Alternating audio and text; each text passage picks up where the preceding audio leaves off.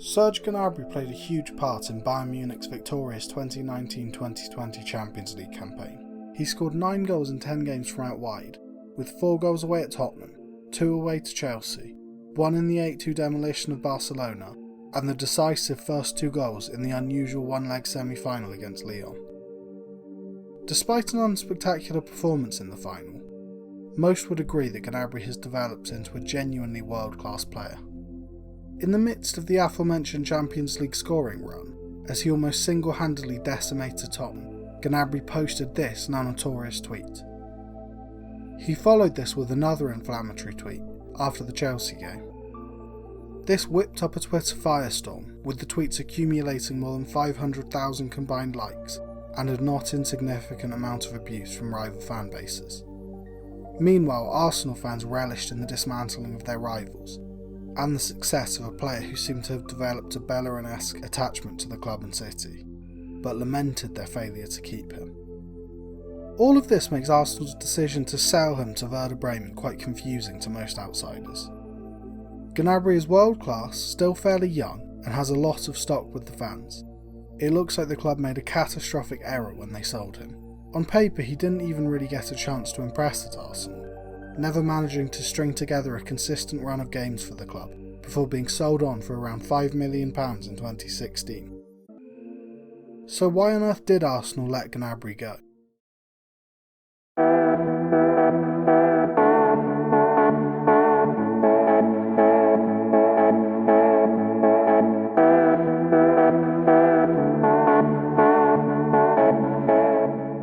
Gnabry moved to Arsenal from the Stuttgart Academy in 2011 for around £100,000. The transfer wasn't exactly headline grabbing at the time, but he was undoubtedly brought in with the understanding that he would eventually participate in the first team. He started life in London about as well as could have been expected. At the age of 16, he was regularly appearing for the under-18s and did so well that he was moved up to the reserve team. He even stood out here in a group with players 4 or 5 years older than him. In the following pre-season, preceding the 2012-2013 season, he joined the first team on tour, and by late 2012, just over a year after joining as a youth player, he became the second youngest player to ever appear for Arsenal in the Premier League, only behind Jack Wilshere. Most youth players are gradually integrated into competitive football, and managers usually bring them on in dead games with a settled scoreline and only a few minutes left. In Gnabry's case, this was very different. When he was given his first Premier League chance, Arsenal were 1-0 down against Norwich with 10 minutes to go. So even though he'd only recently turned 17, Arsene Wenger wasn't treating him like a prospect who needed time. He was seen as a genuine potential game changer.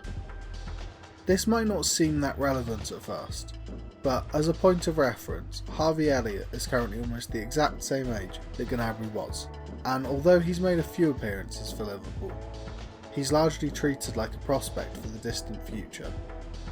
Even if his spell at Blackburn goes incredibly well, it's hard to imagine Klopp bringing him on with his team losing anytime soon. After his debut, Gnabry spent most of his time training with the first team and playing with the reserves, but he did occasionally appear on the bench or in cup games. He continued to impress staff, and alongside Alex Oxlade-Chamberlain and Gideon Zelalem, most fans considered him to be one of the club's standout youth prospects at the time. Because of this, at the start of the 2013-2014 season, Gnabry was expected to get a lot more game time.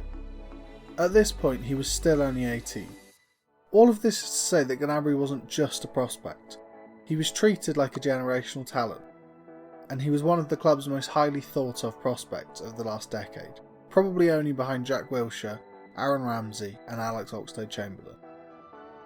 There was always an expectation that he would become an important player at the club.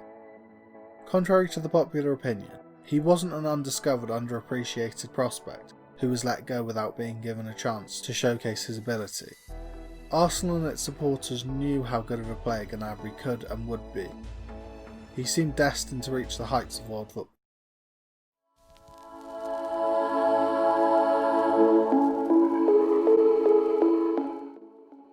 Gnabry was on the bench for the first game of the 2013-2014 season and got his first start early in the year, in September, when Theo Walcott got injured in the warm-up against Stoke. The game after, he started again against Swansea and scored his first goal for the club. After scoring, he dropped to the bench again for a while, but got another chance when he came on for an injured Matteo Flamini in a Premier League game against Crystal Palace. He grasped the opportunity with both hands, winning a penalty to cement an Arsenal win, even further increasing his stock with the club and fans. Overall, he made the matchday squad 38 times that season, making 14 appearances with 1 goal and 2 assists. He was nominated for the 2013 Golden Boy Award and signed a new 5-year contract at Arsenal, showing the club's faith in him and his desire to stay. This period turned out to be the peak of his time at Arsenal. It might not sound like a lot, but you have to remember that he was still only 18 at this point, and he'd managed to fully integrate himself into the first team. The thing that stood out more than anything was his ability to perform well consistently at such a high level at a young age. He wasn't racking up crazy numbers, he wasn't Messi or Mbappe, but he was reliable, and he never looked like a weak link, even in a squad with players like Mesut Ozil and Santi Cazorla. Again, after taking the step up, everyone's expectations increased even more. He was set to play a big part in the 2014-2015 season.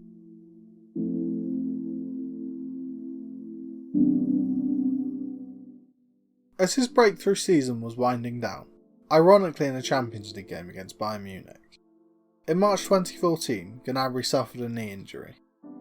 At the time, this didn't seem to be anything spectacular, but as months passed, it became apparent that the injury was far worse than initially expected.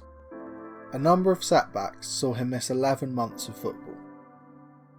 This sounds bad enough already. Even the worst cruciate ligament injuries and leg breaks rarely put players out of action for more than 7 or 8 months. But the situation was actually even worse. His return was only to youth or reserve football. In actuality, following his first team breakthrough, he failed to make a single appearance in the 2014-2015 season, and missed well over a year in terms of top-level football. This is even crazier when you consider that he was excluded from the game for pretty much the same amount of time that Eduardo was, after one of, if not the most horrific injury in Premier League history. This was especially brutal for a player so young. All of the progress he'd made was wiped out, the squad had moved on without him, and the purchase of Alexis Sanchez a few months after his injury meant that he was even further down the pecking order, now competing with an undroppable world-class player. Upon his return, he was desperate to ignite the dying embers of his career.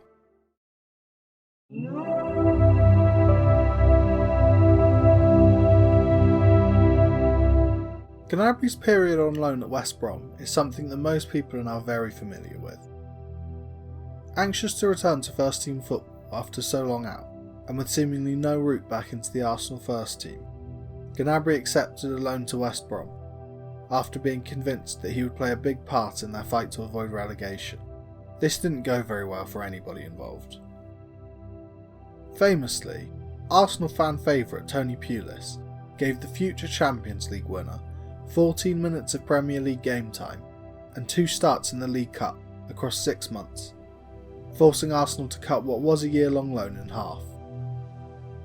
Pulis' reasoning for Gnabry's exclusion can be summarised as him not thinking he was good enough to compete with any of James McClean, James Morrison, Chris Brunt, Callum McManaman or Stefan Sessegnon.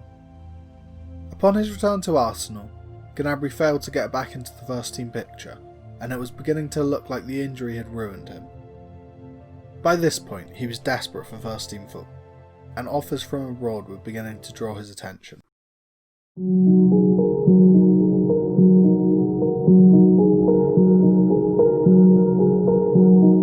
The reality of the situation is that from Gnabry's perspective, he had to leave.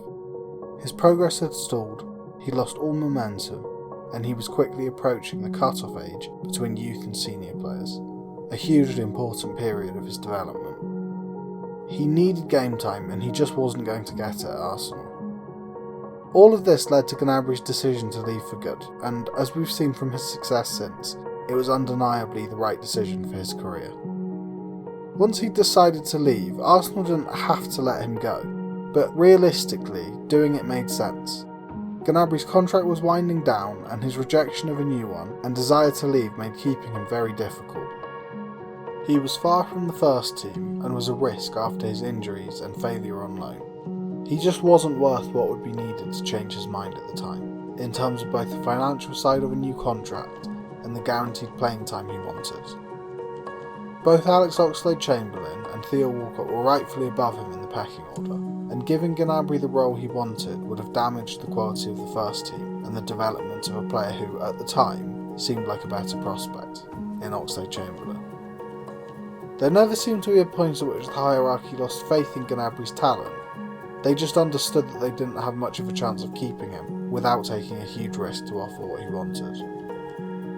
At 21, there was every chance that he would fail to meet his potential anyway, especially after the injury and failed loan. Bayern Munich's connection to all of this was never really made public, but Arsene Wenger has made a few comments about them pulling strings in the background. It seems like the deal was a fairly informal understanding that Bayern would use Werder Bremen as a kind of intermediary in order to avoid the famous big club tax. If Gnabry impressed, he would join Bayern for a couple of million more than Werder Bremen had initially paid, and if he struggled, he could have just stayed at Werder Bremen, and it still would have been a fairly good deal for them. There was no real downside for anyone involved, and Bayern's interest just made the Bremen move far more attractive to Gnabry.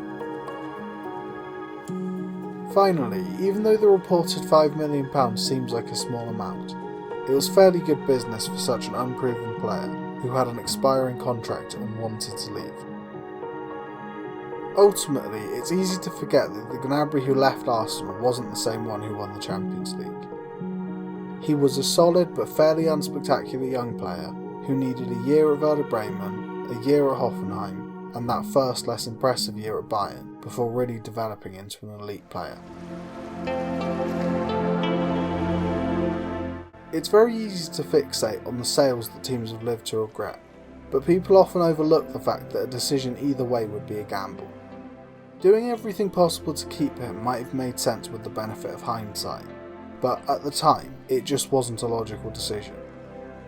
It's also worth noting that two of Arsenal's biggest ever sales probably wouldn't have been possible with Gnabry playing regularly. The combined £75 million Arsenal got for Alex Iwobi and Alex Oxlade-Chamberlain have been vital in helping the club to stay afloat in a low point of their modern history. Gnabry joined Arsenal as a promising young player and exceeded expectations every year. He looked set to become a first-team regular but was struck down by a terrible injury. His recovery time was one of the first I've ever seen in top-level football, and when he recovered, he wasn't good enough to beat Alexis Sanchez out for a place in the team. He was so far down the pecking order that he had to go on loan to get any game time, but Tony Pulis made sure that he never got the chance. Finally, with his career spiralling downwards in his early 20s, Gnabry began to look for a way out.